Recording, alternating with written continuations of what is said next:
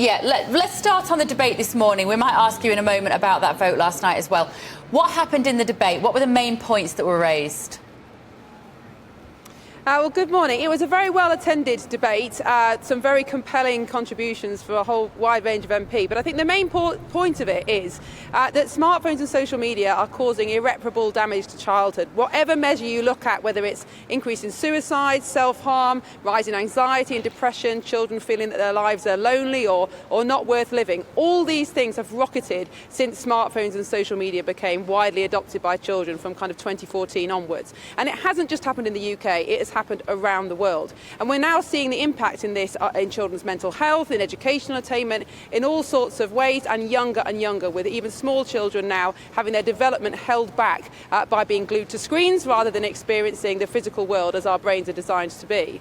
And so I think there's growing consensus that more needs to be done by the government. Certainly if social media and smartphones were a drug, they would absolutely be withdrawn from the market. They've never been shown to be safe to children. They were never designed for children. And yet somehow we're allowing these enormous tech companies constant access into our children's lives through the digital world. So there's a lot of consensus from MPs that much more needs to be done. There are a lot of senior male MPs, if I can put it like that, and not enough young mother MPs who really know how bad this problem is. How are you going to overcome that? Perhaps you might describe it as an education gap. Well, there were a lot of male MPs there, actually, and I think the main dividing line is the difference between those who have children, particularly teenagers, and those who don't. And I think for people who don't have teenagers, or whose teenagers are now grown up and perhaps my age, they just didn't experience the addiction and the problems associated with the virtual world. And I think, it's very difficult for us to imagine living in a world where our children walk down the streets and they could be accosted by thousands of people demanding intimate photos or telling them to end their own lives. But this is what's happening online. But if you're in your 50s and 60s, if you don't engage in those apps, it's quite hard to believe that this is real. But it is real, and it's damaging our children. And just like we wouldn't let children buy tobacco or drive a car, we shouldn't be letting them have unfettered access to a product that really is destroying their childhood. So Miriam, do you have a solution? Would you have an age limit? Yes, I think there's a wide range of solutions. I proposed 7 things that the government could do this morning.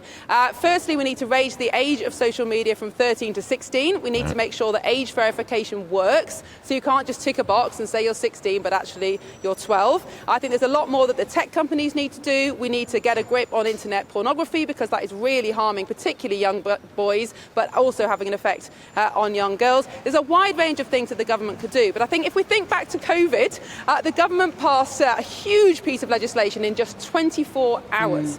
So how can anybody say that we can't do something in the last 6 months of Parliament that will seriously rescue our children? Quite. We've got to ask you about the vote last night. You voted against this decision to have MPs suspended purely on the arrest for certain offences. Why did you vote against it? Because I think in this country we have a criminal justice system.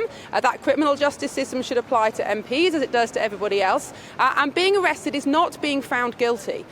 Being charged is still not being found guilty. But I think there are more arguments for safety when somebody is charged with an offence. But I think we have to recognise that Parliament is not an ordinary workplace. There are only 650 MPs, and we don't represent ourselves. We represent our constituents. And if an MP is banned from the premises, that's 100,000 people who are not being represented. And also it's a very high profile job, and of course that invites vexatious complaints.